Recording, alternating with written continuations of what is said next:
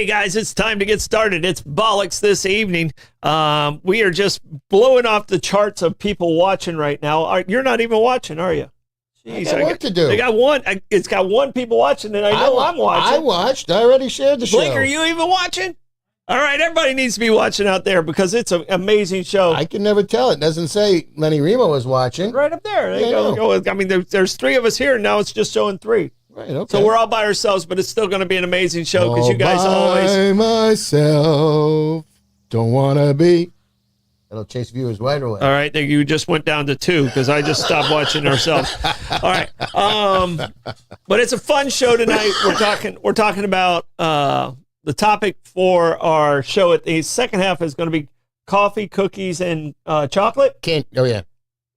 I went chocolate. You went candy. Right, but I did chocolate candy. Oh, chocolate candy. Coffee candy. Oh, okay, coffee candy. Coffee candy, absolutely. Oh, you went okay. Yeah. This should be really interesting.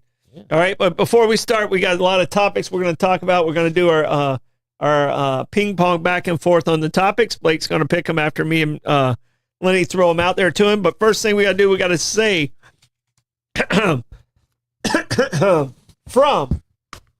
the Bozard Ford Studios. Yeah, baby. Bozard Ford Lincoln in St. Augustine. Their goal is to make sure your time and experience buying a car is stress-free, fun, and enjoyable. Bozard is a family-owned Ford dealership that has been in business since 1949.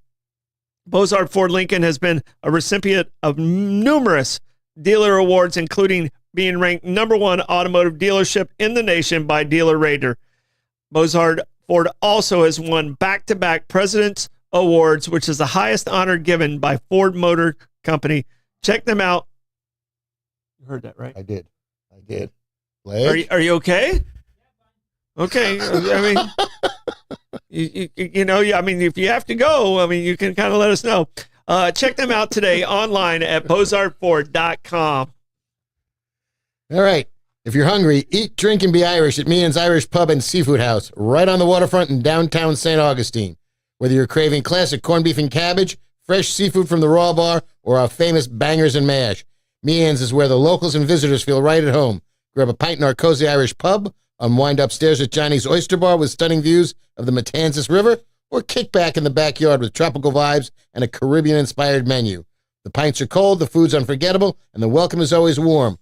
Only at Meehan's. And if you go tonight, say hello to Caleb. He'll be behind the bar downstairs, and look for me, because we're going there for dinner.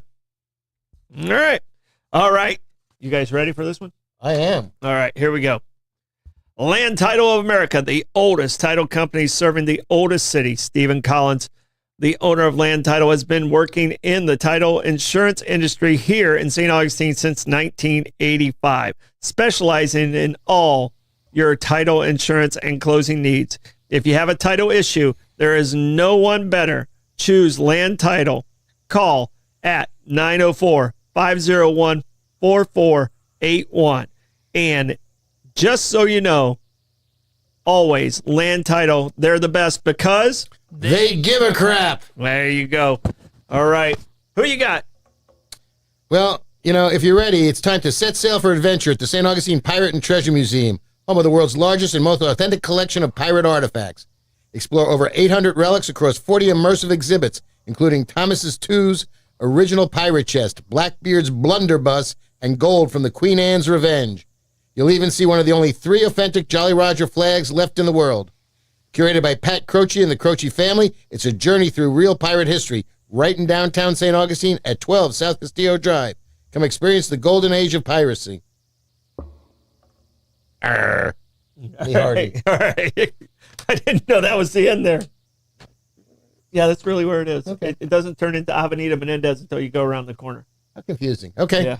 So can't miss it. Right there on Sponsor Row. Look for the big pirate flags and the cannons. All right. Also on Sponsor Row, we hit everything on Sponsor Row today. Experience the art of Italian dining at the Saint. Nestled in the heart of historic St. Augustine, from handmade pastas to rich risottos and indulgent tiramisu. Every dish blends authentic Italian flavor with modern elegance.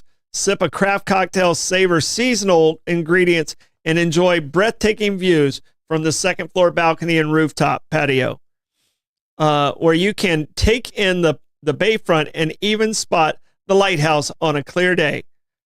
At Saint, every meal is a celebration. Enjoy us and celebrate your dining experience. They are wonderful there. The bread service to me is as good as it gets. Best in town for that money. It's the best there is compared to some of the other places. And I come from the land of where, you used to get bread and butter for free, but, the cost of wheat went up. Try buying a bagel. Yeah, it's pretty wild out there. All right, we go back and forth on these. You have, looks like, more topics than I do. So I'm going to let you do 2, and I'll do 1, and we'll see which one Blake takes right away. Well, and we're going to save the traditional bollocks for the second half. For the second half. Okay. We're talking coffees, cookies, and chocolates or candies. Right. All right. So I've got the second half. axial C-mount. What? Axial C-mount. Why would you start with that? I'm just throwing it out there as an option. What the hell? We're trying to entertain people here. What the hell is an axial C-mount? Blake, do you know what this is? Probably. No one does. Hey, that's Cornell, right. You can't. We know you're the smartest guy in the room. We don't have to prove it with topics. It's an underwater volcano right there on the cusp, baby. Didn't say underwater volcano. Oh, it's called the axial C-mount. No one knows that shit. Well, now they do. Oh my gosh. Give out the other topic. He's fine. Noah and FEMA. Wait. I'm gonna dummy it down for the rest of us out here, not my Cornell friend. Underwater volcanoes. Okay, that's the topic, Blake. All right, we're gonna go with Jordan. And what's your second one? Noah and FEMA. Noah and FEMA. And that's not the guy with the ark. Not that's the guy that needs the ark now. Yeah, the guy he's gonna need the ark. He's leaving town. Right. All right, so we have underwater volcanoes, which is AKA axial C-mount. Correctamundo. Oh gosh. Well, I get into the one to killing me, Ridge. Smalls. Jordan and what was that? Noah / FEMA. Correct. Right? They're together.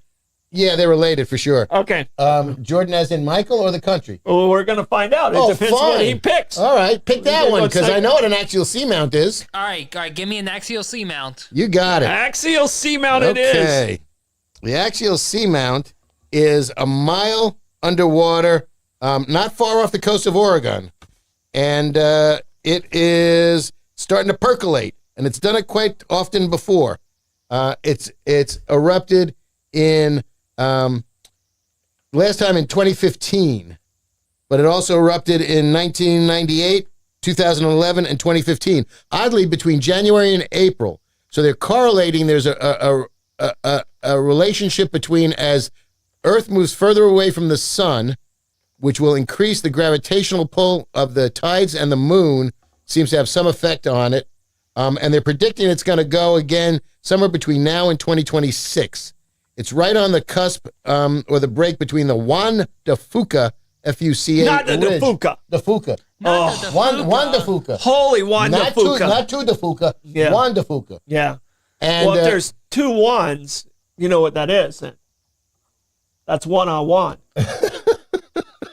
Oh, Jesus. Hey, we're a step away from playing fire with Jose and Jose. Yeah. And the Pacific Plate.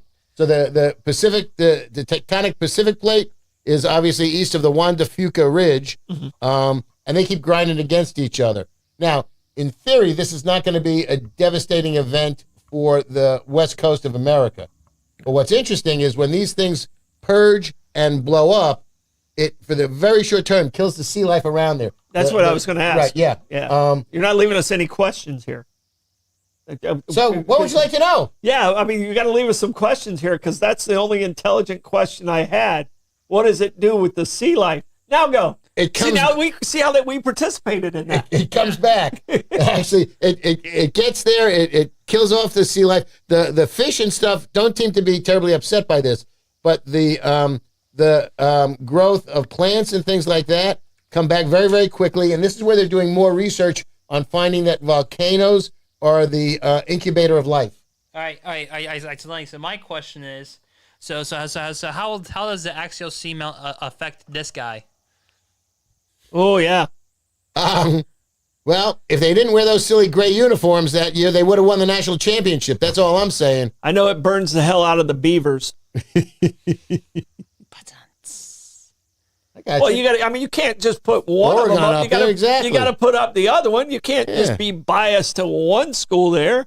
Big Ten forever. Yeah. Big how many? Yeah. They don't even have 10. Yeah, big how many? Right.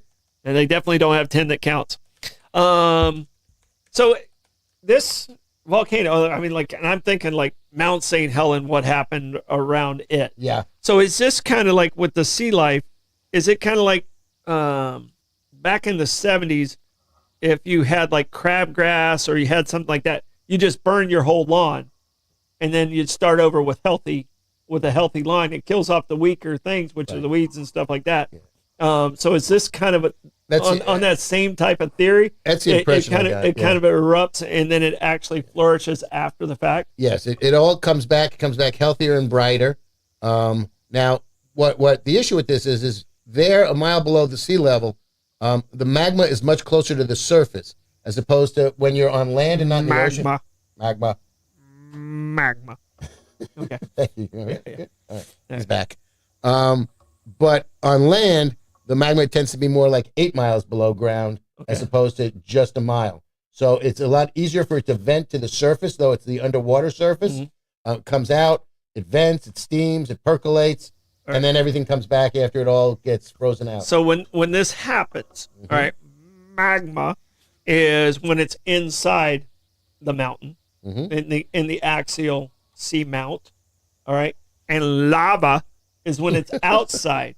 In this situation, does the lava come out of the axial seamount? How does that work? I'm trying to mention. The magma comes out, and then But once it's out, is it lava again? No, but it's so cold it kind of it hardens. Right, exactly. Okay. And Bobby's pointed out that there's going to be a lot of steamed seafood, Okay. so that's good. So bring your crab bib and your hammer. Oh, okay. No, I'm more of a lobster guy anyway. Okay. Yeah. Yeah, I don't know how many lobsters there are around there.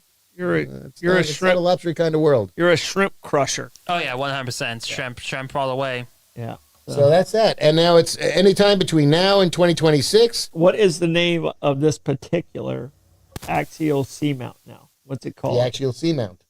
I mean, is that all it's called? Yeah. It doesn't have a name like That's the Mount big- right. St. Helen, or that's No, just, it's that is its the actual name. seamount and the okay. axial, right? So here's this is why you got to dumb it down for me, Lane. Okay. Okay. I thought an underground volcano was called an axial seamount. This is the particular name Right. of this underground volcano. Correct. All right. Blake, was I the only one who thought that? No, I definitely thought about it as well. Okay. All right. So that's where you know. Yeah. Okay. Okay. Yeah. So that was the actual name. Of this particular blemish on the ocean floor. Pimple. Correct. Okay. Popping them on Boil. Ooh, why don't we send Dr. Pimple Popper down there? Oh yeah. Ooh, that's a gross show. Ooh, don't watch that's that show. pretty God, nasty. That's a gross show. I can't watch it. Yeah, I Don't know. remind me of that show. It was not pretty. Yeah. It's still around, isn't it? I think Yeah, so. yeah, it's still around. Yeah, I thought so. He All was right. being average to strange. All right, I'm All right, crossing that off. We've done that one. We're taking out the axial seamount. All right. I have Jordan. What was your other one? FEMA? FEMA and NOAA. FEMA and Noah. And I'm going to throw in Francis. Okay. Blake, what you got? Jordan, FEMA, Francis. Hold on a second. I'm gonna go with Francis. All right. We have lost Pope Francis. Well, all right. They know where he is. He's buried just down the block from the Vatican. He is no longer the Pope. of this world. El Papa. Yeah, Yeah. he's in a better place. He is no longer of this world. Now, Francis, his name before being Pope Francis, wasn't it Francis?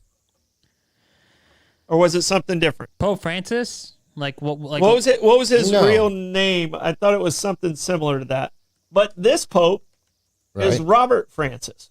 Robert Francis. But he took on the Proctor. name Leo. Correct.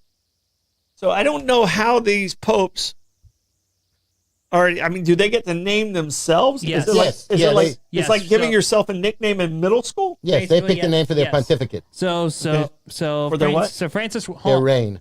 Their pontificate. Yeah. So all right, here. So I had to fix my glasses. All right. What was Francis's name? all right. So Francis's name was Jorge Mario Bergoglio. His name was George. Jorge. Well, George. Jorge. George with a J. Kyla. Yeah. George. Bueller. What? All right. So, but this guy's name is actually Francis. Middle name. Yeah, Robert Francis. Correct. So he couldn't be Pope Bob. It's Father Bob. He could have been. He could have been anything he wanted. Yeah. Yeah. But he got into a long line of Leos. Okay. So a long line of Leos. Yeah, There were there's 14. 14 Leos. 13 before him. Yeah, he. It's Robert Francis Prevost. Okay. Here's my question, and you guys might be able to help me with that one. I didn't know who got to pick. If the Cardinals said, okay, here's where we need to be with this and that. It said he was an Augustinian cardinal. Correct. What does that mean? He's the head of the St. Augustine branch of the Catholic Church. You've got, Dominicans, you've got Jesuits, you've got Augustinians. Okay. And he became the head of that Augustinian branch of the church. Yeah. Is he the first Augustinian Pope? I do not know. Okay. Because, I mean, as soon as I saw that, obviously, I'm thinking, oh, St. Augustine, right. I mean, do our guys here know this cat? Probably. Well, So actually turns out he Pope Leo is the first Augustine friar to ever be selected to lead the Catholic Church. He's the first Augustinian friar. All right. So St. Augustine represent. Yeah. So, I mean, we got some roots in high places now. So I guess we need to start, marketing the Basilica here a little bit harder. there you go. Well, maybe he'll show up here. I'm sure he will get blamed for it anyway. So Yeah. Hey, but hey, there's always a spot for him to come on the evening show. There you go. Bring him in. Whiskey. yeah, we'll get Father Bob, because, the raging question is, are you a Cubs fan or a White Sox fan? And the heavy money's on him being a Cubs fan, but it hasn't been confirmed yet. yeah. So no, he's got to be a Cubs fan. I would like to believe so. Yeah. Yeah, I definitely hope so as well, man. Just booked our trip to Chicago, where we will see the Mets play the Cubs in the friendly confines of Wrigley Field. Oh, it's such an awesome place to go watch a game. It's great, and they redid the whole thing. It's beautiful. They redid all the entryways and stuff. Yeah. Although though, it's probably best to go to a nighttime game because I almost died At Wrigley Field? at Wrigley Field. I sat in the sun and 2 days in a row. I got sunburned on day one, and then I got overheated on day two, and I had to spend like 3 innings in the concourse because I was just I was melting. Yeah. My pale Anglo-Saxon really came out. Okay. And it was uncomfortable for me day two. So, I was praying for a night game. I can tell you that. I almost got beat up in Wrigley Field because went to a game where the Mets were playing the Cubs, and we were sitting on the bleachers, and I was wearing my Mets hat, and some of the Cubs fans weren't happy that the Mets were winning. Fortunately, my friend who I was with is 6 foot and change and was a crew rower, so he's got very broad shoulders, so he dissuaded any altercations. Gotcha. But I was there for the first World Series game under the lights at Wrigley Field when they did the World Series game. I'm sorry, the All-Star game. All-Star game at Wrigley Field. They did it the year after they put lights in there, and I was there with my friend Ira, and it was fabulous. Okay. Yeah, it was great. Whole big weekend of events. Yep. Ira, he doesn't sound like an Augustinian friar. No. Okay. No, he's not. Okay. No. I don't think there's a lot of Iras. He's in a different tribe. I don't think we're going to see a Pope Ira anytime soon. Well, I don't know. They can pick their own name. They can pick their own name. Pick their own name. Yeah, they can. So pick that leads into what type of pontificate they want to have. So Leo was Leo the 13th was a very I don't know if he was overly liberal, but he was certainly somebody who moved the church in a little bit of a different direction. So when you choose your name as Pope, apparently there's some intimation of how you're going to lead your pontificate and the direction you're going to go in. So he didn't pick somebody who was austere. He went, he's a Padres fan. I don't think he's a Padres fan. No, I don't think so about that. Come on, Bobby. Nice try. Yeah. I don't think so. Right. But he's an interesting fellow. And it's funny, too, because he spoke in Italian and Spanish when he introduced himself to the crowd, starting with, let there be peace, or may we all live in peace, which was great. He didn't speak in English at this juncture, it's also good. Because the Italians needed a bone, man. They were hoping for an Italian. Well, Pope he big time. he also has Peruvian Dual citizenship. Yeah. So Yeah, he's dual citizenship. all right, but Francis was our topic, and But we digress. and we digressed, and we went because I actually had a couple of things, and I kind of merged them together because we were going to switch over to our drunk history stuff. So Pope Francis, what was some of the things that made him so likable? Because I don't know. I mean, you and I have probably been alive for 6 popes, give or take. probably There around. are a couple of real short ones in there. There was one that only made it a couple days. Well, Pope John, John Paul the First, Right. Yeah. only lasted 33 days. Right.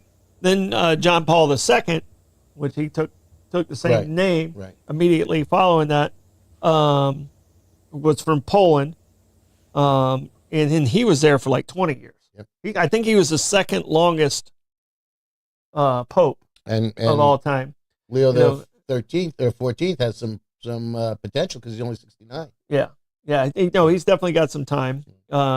Benedict and Francis, and then prior to that, because I think Pope John the First, John Paul the First, there was one that was in my lifetime, and I think you might have one ahead of me, because I think I'm trying to remember if I was around for John the 23rd or if there was a Pius in there when I was a kid. Mhm.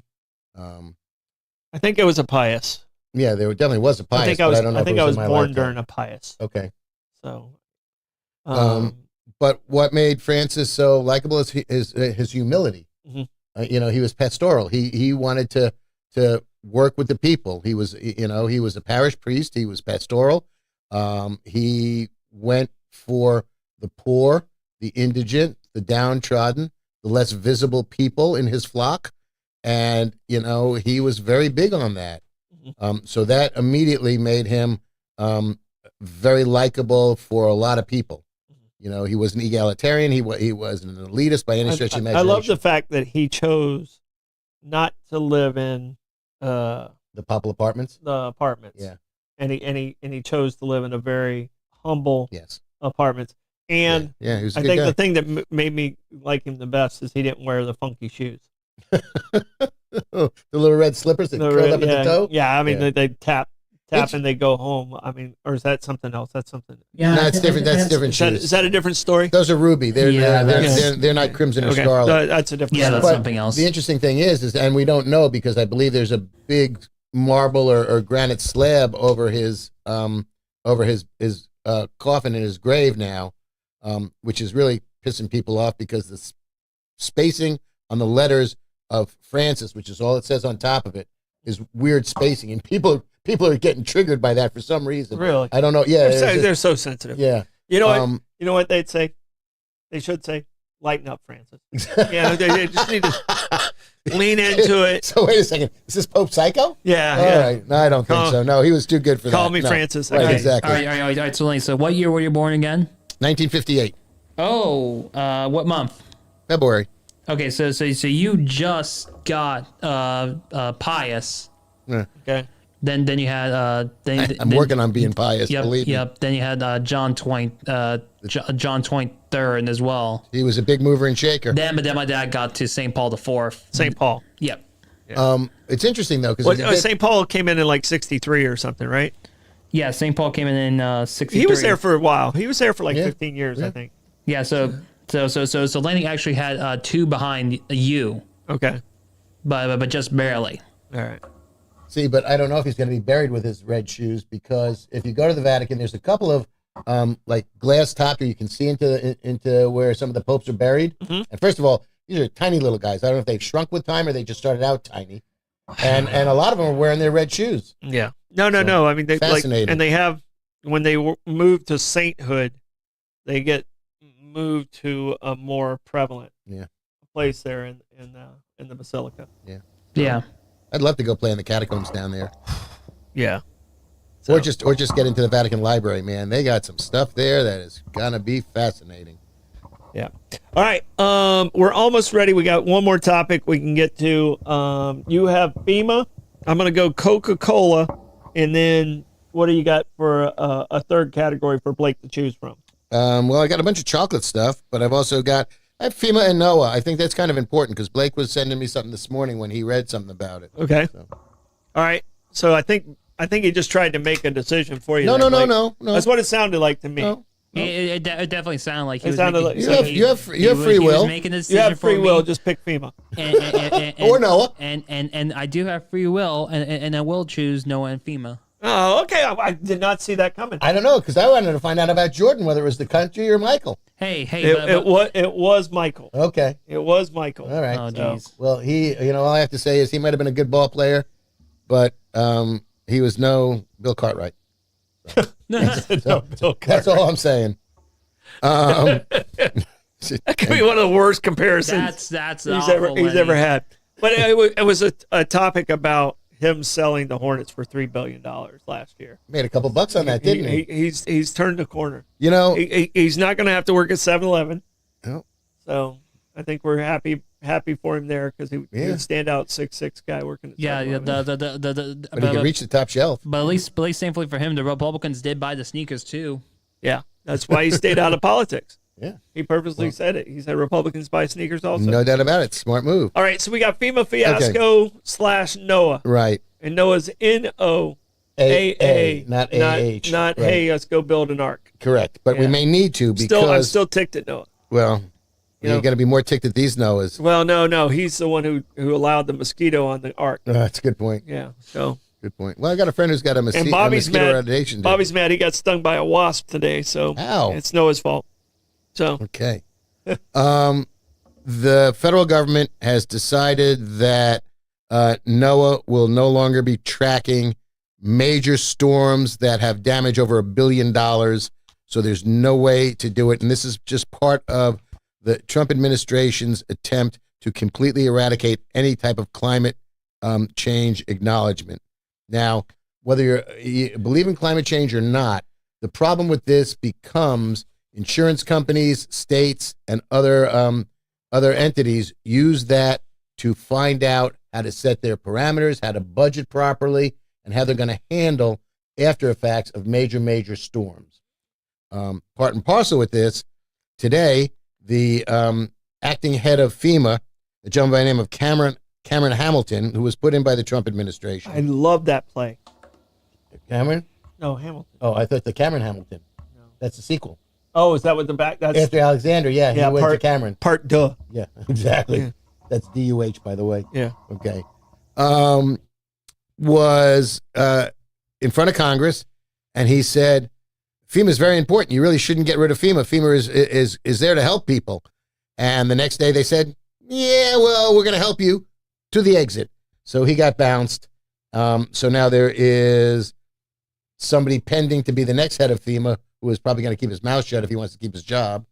And there is no way to track major storms that go over $1 billion in damage. I can problematic. tell you, I spend a lot of time in government. 23 plus years in government. I think a total of 25, if you count my DeLand days. The organization I absolutely had the most trouble with was FEMA. They hire a lot of people that aren't qualified to send them into these storms. They don't train them properly. And as Parks and Recreation Director, a lot of debris washes up on the beaches, and you have to clean off all the debris, and you have to weigh it, and you have to do all this stuff. I had to do that exact same documents 4 different times on 4 different forms, and we're talking these documents are probably between 80 and 120 pages. Just to get reimbursement for the cleanup.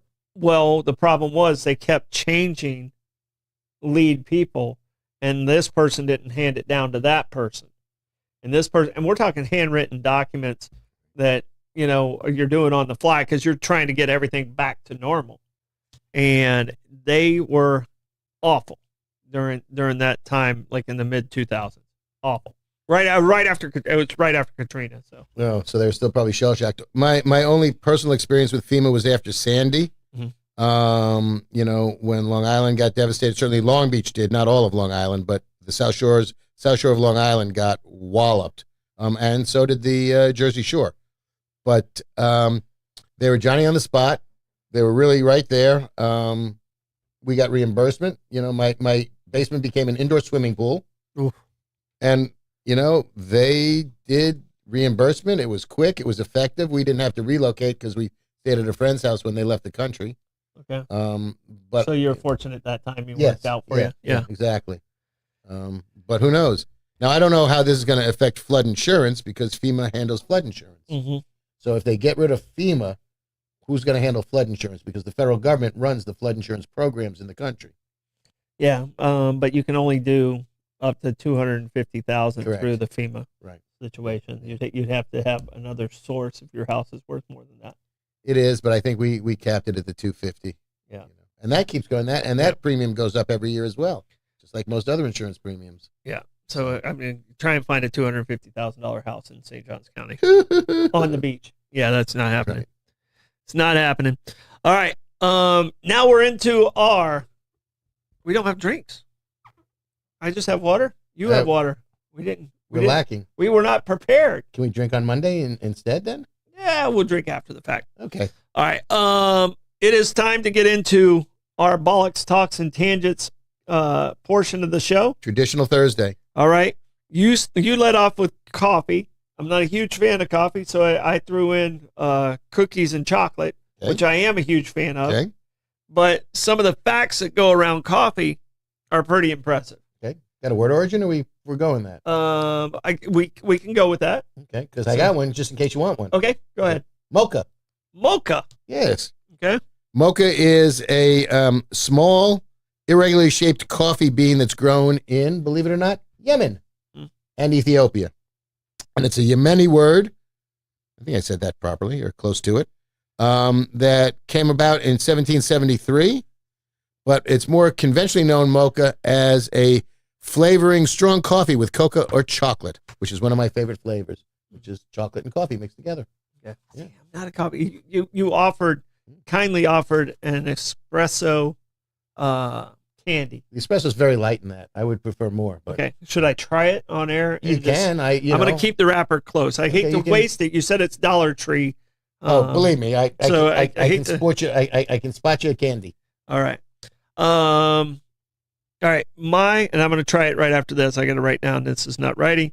My word origin or phrase is toss your cookies. Okay. Okay. I love when we're in theme. Toss your cookies. And it seems like this has been around forever, Okay. but it didn't actually come up until like the late 60s, early 70s. So, I mean, as a child, you ever remember anyone say toss your cookies? No. Because, I mean, I thought I think it's been around my entire lifetime, Okay. and that's when you Yep. you let it go. Ralph. You let it go. And Blake, you've heard the term toss your cookies, right? I have not. I have not heard of toss your cookies before. Yeah, it means you're letting it. It's coming out. Oh. All right. Here's one I didn't know, and I've never heard this term, and it's called a cookie duster. And it's an expression for a mustache. Really? Okay. Never heard of a cookie duster. I've heard it as a flavor saver. Yeah. So, I mean, that's, that's Crumb catcher. That was one that kind of caught me off guard. I just never heard of a cookie duster being a mustache.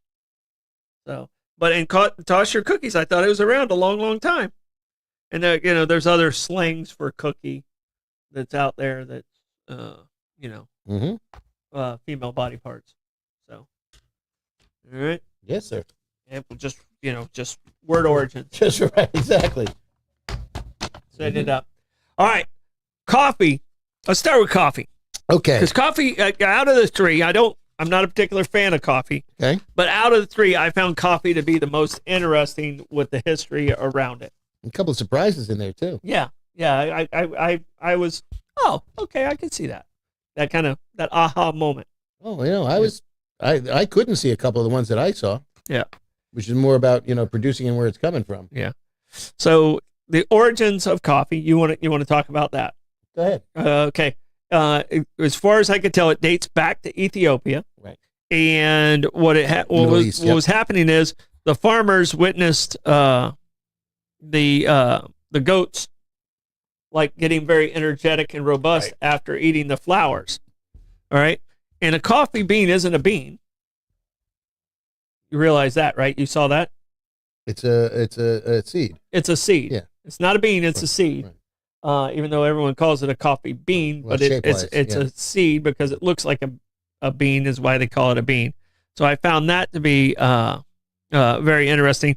But if it wasn't for this farmer, I'm sure we'd have figured it out later.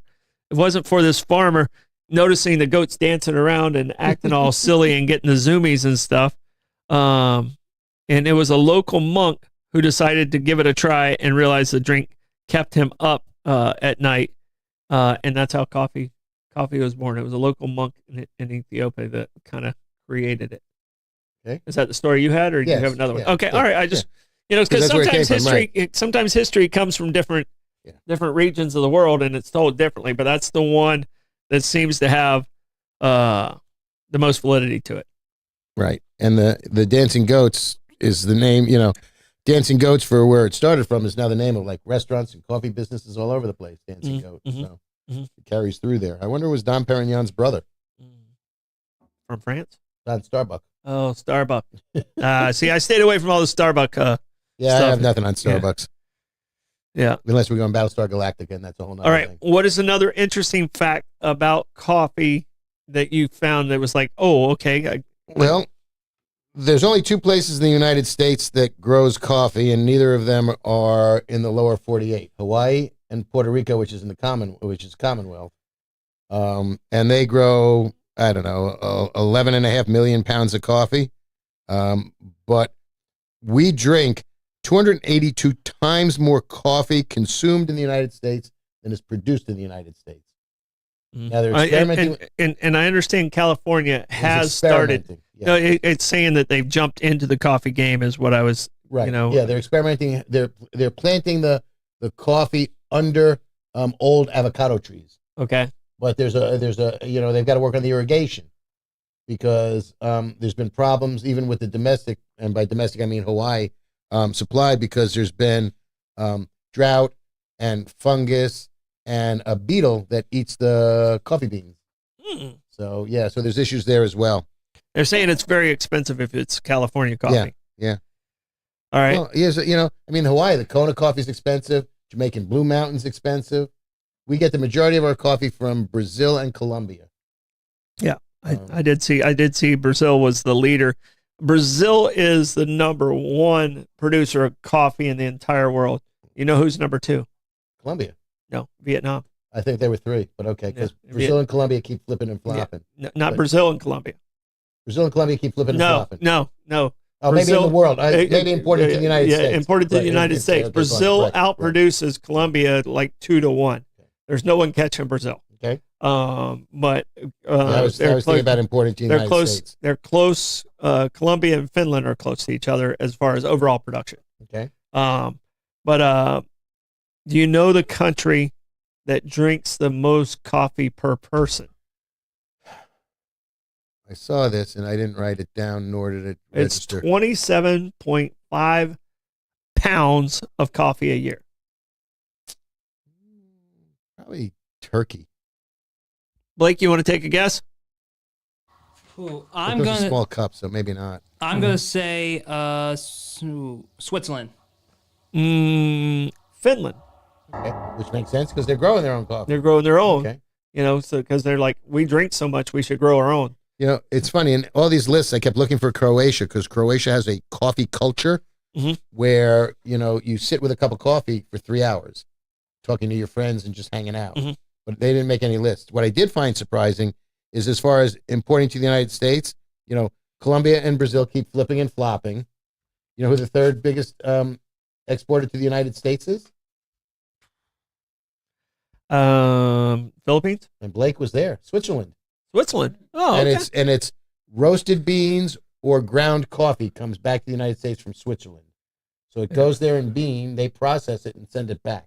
Right. You know who's 4th? No. 51st state, Okay. Canada. Yeah, They do coffee? apparently they export it to the United States. They're the fourth largest exporter of coffee to the Where the United hell States. they grow that? When can they grow that? Again, they It's might gotta be import, in, it, like- import, process, and ship. Okay, that must be what it is. So that's what I'm trying to Can't figure imagine them growing that there. All right. What president is said to have drank the most coffee?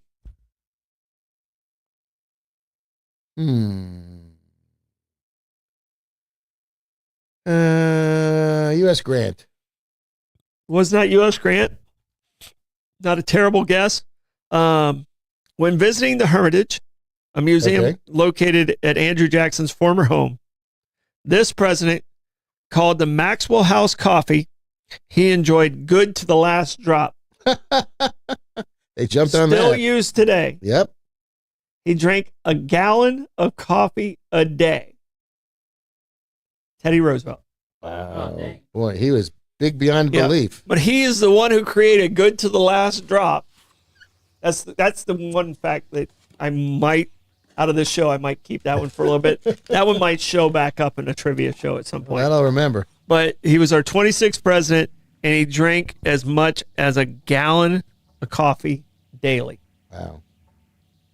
I guess he peed a lot. I was boy. thinking, yeah. And he was probably fairly regular. It's considered a diuretic, but it doesn't dehydrate you. No. Does that make sense? Yes. It does, right? Yeah. Okay. All right. All right. And in the word coffee comes from the aromatic word kwawa, meaning wine of the bean. Did you see that one? Mhm. Yeah, No. it's from Arabic. So, That's where coffee culture actually started. all right. Before we move on to our other C words, do we have any other Coffee issues? coffee issues? I have one more that I found was interesting. Actually, I have two that I want to bring up. At one point in the Ottoman Empire, people were punished for drinking coffee. Really? That's rude. Might sound a little extreme, all right? But the punishment was death.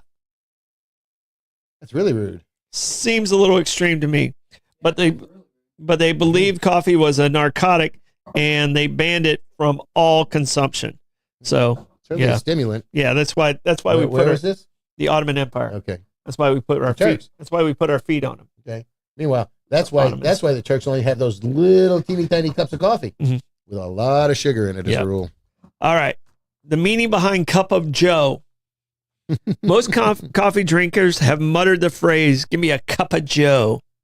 While many have said this phrase, it came from the U.S. Navy. Most believe it stems from the idea that coffee is universal and can be drunk by any average person. Meaning Joe average? So the Navy gave us the cup of Joe. Okay. So I've never ordered a cup of Joe for myself. So Do you drink- I'm do you gonna drink try coffee? this. I'm gonna try this. No, I do not drink coffee. Okay. See, So I'm gonna try this. I don't like coffee ice cream. And this see, is I never drank coffee as a kid. My mother never drank coffee, but she loved anything coffee flavored. Coffee hopchas, which is a candy that we can talk about when we get to coffee candy, which is, I think that was an option, but maybe not. But I got coffee cookies and chocolate too. But also, hold on a second. But also though, there's another C word that we need to talk about though. I got another camera set up. Hey, you just Whoa, look at we're- that handsome we're guy. 45 minutes in, and you Holy just now cow. did you just get it working? I just got it working. So Oh, yeah. okay. So. All right. I knew you brought the box with you from the house, but I was like, okay, I guess he's going to wait until the morning. All right. Good job, Blake. All right. Yeah, All right. I'm going to try this, Blake. Oh boy. If my face gets too rough for the camera, just pan over to the handsome man to my left. You're right. Here we go. Hi, honey, I'm home. We're going to see. It's the coffee flavor that's very mild. You did write your will, right? Right. I have a trust. It's disappointingly light on coffee flavor. No, it's coffee. Okay. Well, for somebody who doesn't know it, I would presume. But I drink iced coffee pretty much exclusively. I I seldom can have get a- this one down Yeah. because the chocolate's more than the coffee. Yeah, for sure. But I forgot what eating the resins was like. there's more caramel Yeah. than you probably should when you're doing a live show. When you're trying to talk through it? Exactly. Than when you're doing a live show. All right, do we want to do cookies or do we want to do chocolate? Either or. I got a brief one on cookies. All right. Blake doesn't like chocolate, so let's do cookies. No chocolate for me. No chocolate for me. All right. What about white chocolate? It's still chocolate, Lenny. Just wondering. White chocolate. It still has cocoa beans in it. I don't like the taste of it. You're never going to convince me that. I'm not going to try. White chocolate. What was that basketball player's name? Williams? Jason Williams? I believe so. From maybe. West Virginia? Okay. Yeah, I believe Jason Williams. Did he play for the Nets? He played for the Magic. He played for the Heat, I think, when they won. But I think he came up with the Kings. That wasn't the guy who was shooting himself in the foot driving a limousine outside his house? Who was that? That was somebody else. That was someone else. White chocolate. That was Not someone Jason else. Williams, the black dude. Okay, well that's what I was wondering, but it was Jason Yeah, Williams. This guy was he was a guard, very fancy, super incredible ball skills. I think he went to the University of Florida. See if you can pull that up, Blake. I'm off on a tangent. It's a different chocolate than we were planning on talking about. It's okay. Because last night our sports picks, By the way, so it was Jason Williams. we nailed it. If they'd have bet against us, whew, they'd have made some money. if they had bet against me, they would have lost their shirt. Mm-hmm. Thanks to you and Levi, I took the Knicks plus the points and the Knicks to win straight up. Mm-hmm. And guess what? By 1 was point, good. That was I a good got one. both of them. That was a good one. Thank you, Levi. Good call. Yeah, it worked out very nicely. All right, I'm dying on this chocolate here. I'm manning through it. All right, so Blake, in the land of cookies, how do you feel about Chips Ahoy? No, because Chocolate. that's chocolate in it. Yeah, chocolate Okay, chunks. well, I'm going to make it worse for you. They have a coffee-flavored Chips Ahoy in China, Oh. and that's the only place you can get it. I mean, Well, you can have it bought here. You know what? You can find it around here. I don't care what the tariff is on that one. You're not going to buy I'm it. not ruining. I'm not ruining a good cookie. We're not putting buying chocolate it. We're flavor not in- buying or it. We're not buying coffee chocolate flavor flavored in it. cookies. We're not playing. Wow. Boy, you guys are going to be tough when I get into coffee candies. Yeah. Holy cow. Yep. So, all right. What do they call cookies in England? I think they call it like biscuits. Biscuits. Yep. Got to watch the Great British Baking Show to learn all that stuff. All right. Yeah, where did you see the cookie originated? What was the origin that you saw? I didn't delve that far back, but I'm going with, Mrs. Wakefield. The Toll House cookie. Wasn't she the first one to make a cookie? No. She was the first one to make chocolate chip cookies. And the reason she made chocolate chip cookies is because she didn't have enough chocolate. Correct. And she ended up banging them all together. And then that's how Toll House became. That was an actual hotel. Yeah. The Toll House was an actual hotel. Toll House it. Yep. So, now- Persia, Persia. in the 7th century AD, is when the cookies first started. All right, go ahead. I was just going to ask if you've ever eaten, when you were a kid, did your mom do baking and have baker's chocolate in the house? Mm-mm. Which is, baking chocolate. Was that, you get excited and you start rummaging around and you see this paper wrap square of chocolate. It's baker's chocolate. Mhm. And there's absolutely no sugar in it. It is choke you vile. Okay. It's awful. Absolutely. All right. Absolutely. No, there wasn't a whole lot of baking in our house. Okay. So, I mean, that's where, But there's a lot of bacon in your house. yeah, there was a lot of bacon, Right. I'm but no figuring, yeah. baking. Okay. Yeah. Basically the stove is where we had the Christmas presents for my mom.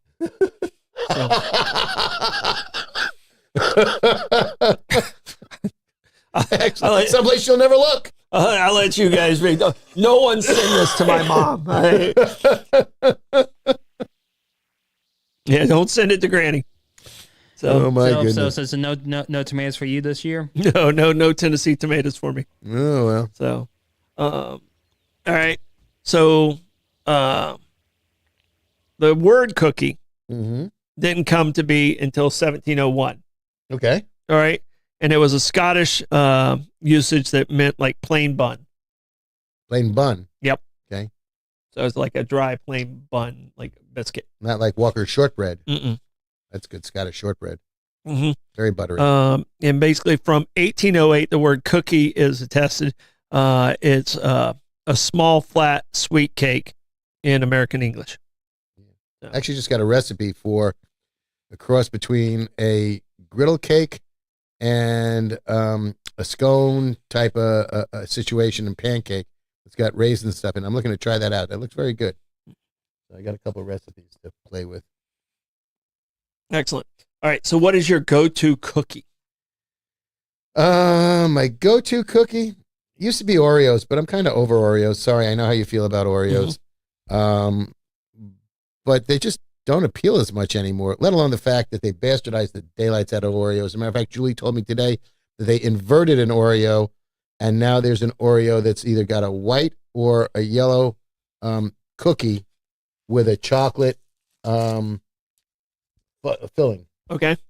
So, but you got birthday cake cookie Oreos. You've got every holiday Oreos. You've got the holiday Oreos that I like are the white chocolate covered Oreos. It's a regular Oreo inside, but it's wrapped with white chocolate. We hoard every single one of them. From I the basically store. buy because they only sell it during Christmas time. Right. It is insane. So I buy every possible box I can. I still have some. It's May 8th right now. Yeah. I still have some from Christmas, Right. but I think I am down to my last box. Oh, okay. So, and then I'll have to wait again until November. Sort of like Malamars. Yeah. So those aren't even as great as they used to be. That's the thing that's disappointing. Things that you remember as a child, and you get them today, and they've just, first of all, you used to get a big box of Oreos, and now there's they're individually packed, and there's a third of the amount in the box. Same thing with Malamars, which were only seasonal up in New York, and I think down here as well. But, I like a good chocolate chip cookie, but I'll take those little Vienna fingers or the wafer cookies. Oh, yeah. No, those are good. There's really very few cookies. I'm like, ew. Yeah. You do a coffee flavor one, I'm like, ew. Okay. But what's your They're thoughts only on in China, don't worry. what's your thoughts on the Biscoff cookies? I like okay. those. I like those. Okay, I like the molasses from it. Yeah. And I'll tell you this. I think since they made it more commercialized, because you used to only be able to get those really on airplanes. Airplanes, yeah. Now they sell them, right. And You now can they buy 'em in the sell them, store, and yeah. Blake bought a whole box of them, and then I'm like, now I don't like them as much. Yeah. But when they were on the airplanes, it was like, oh gosh, you were eating it like it was running away from you. Yeah. But however, though they do have a special version of them where they have like their signature buttercream in like in the middle as like a Biscoff sandwich though. Like a sandwich cookie. Oh yeah, they were phenomenal though. But unfortunately, someone in the house ate all of them. Yeah, I can dig a vanilla, a Vienna wafer or a vanilla finger from time to time. And my father was very big into shortbread. Another Like Lorna Doones. Okay. Yeah, Lorna Doones and Walker shortbread. Simple, no fuss, no muss, very buttery. All right. You know who filed the first patent on a chocolate coated cookie? Chocolate coated cookie. It was in 1891. Milton Hershey. Cadbury. Oh, okay. I bet that was a pretty good cookie. Well, wait a second. Filed a patent on it? Yep. Here in the U.S.? Is Cadbury filed. an English company? Cadbury filed a patent for the chocolate coated cookie in 1891. Okay. I don't know. I mean, I'm assuming it was in the U.S. here. I'm gonna back up and come back to my favorite chocolate cookie, or my favorite cookie is a chocolate covered graham, if it's pure chocolate, not the fudge covered chocolate ones that are just not good. And I won't use the S word, but they make a great dark chocolate covered graham. Gotta be dark chocolate. Mm-hmm. Yeah, Blake, how you feel about dark chocolate? Yeah, about the same, huh? Okay. I like Really? dark chocolate. No, But you know what? I've acquired a taste for dark chocolate. I didn't like dark chocolate probably until about 15 years ago. Okay. That's showing you're maturing. Now I prefer Correct. dark chocolate. Well, I'm gonna burst a little bubble here. So Hershey's Special Dark, the red wrapper, the dark chocolate. Yeah, that's bullshit. Dark chocolate. Yeah. It's only 45% cocoa butter. It's well below the standard. Now it's acceptable. By the way, by I think legals. that's the worst dark chocolate. Oh, I'm out on there. board with that Yeah. with you. I think it's awful. Yep. So I mean, You need to be, for it be good dark chocolate, it's got to be 70% or above. 80% is really good. Yeah. Dove makes some really good dark chocolates. Yeah. yeah, we should have should have had someone from the Whetstone family come in today and Yeah. bring us some samples. I tried to go get we Julia, weren't thinking this through. No. Okay. No. Well, we're new at this. We've only been 4 days. Yeah, that's true. But we have been doing shows for like 3 years now. 3 years now. Thanks, Blake. We're trying to get out of it. I've been doing show for 13, so I guess I probably should have been a little more prepared. Yeah, we're getting there. We're lining up some stuff for the future already. Yeah, we got some great interviews coming up, that's for sure. All right, quick chocolate history. You got anything else on cookies? Because we only got 4 minutes left. Cookies? No, I got more chocolate, and I've got coffee candies. All right, give me a chocolate rundown, a 2-minute chocolate history rundown, and I will participate when I feel like I have some knowledge. Okay, well, we discussed the fact that Hershey's Special Dark is only 45%, and that just stinks on ice.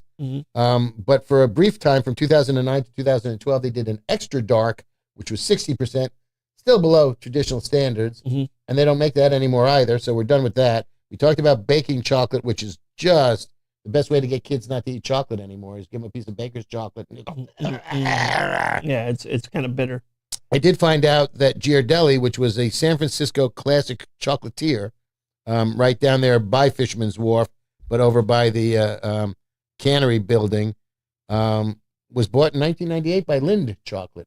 Oh. And Lind does some very good things between their truffles and their chocolate bars. They're very big, and they bought Ghirardelli. I appreciate the fact that you got to be 70% or more for dark chocolate.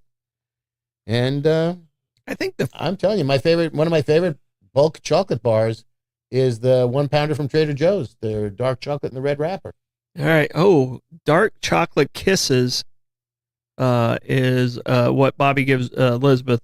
I've never seen those. Yeah, they're in purple wrapper, and they're very, sorry, Bobby, I find them to be waxy. Oh, okay. Yeah. All right. Yeah.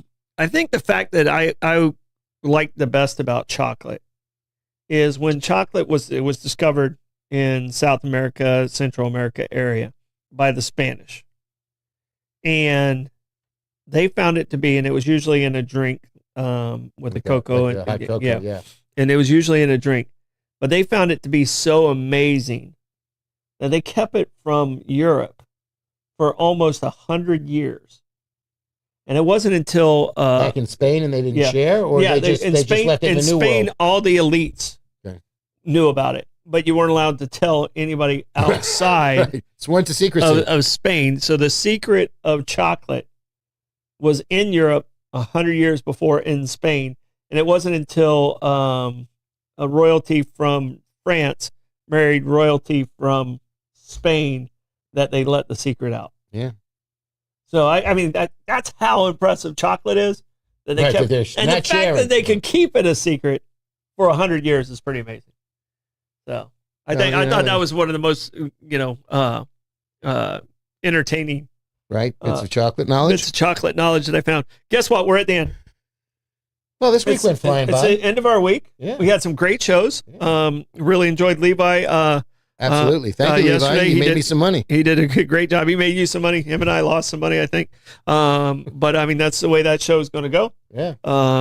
So you got to still make your own decisions on that. Right. Don't trust me. But Lenny, great job this week. Appreciate it. Blake, show that beautiful camera. The one with you. That camera with you. There you go. He's new back there. Right. He's only been at it for 2 years. I've been 3 years. 3. And I can tell you right now. Okay, and Rebecca said they were able to keep the secret because there was no internet. Hey, the legend just said hello from El Salvador. Hey, legend, how you doing? We were just talking about coffee beans. Is he surfing down there? Tell us if you got any good ones down there. I'm sure he's down there surfing. I saw him flash the surf on his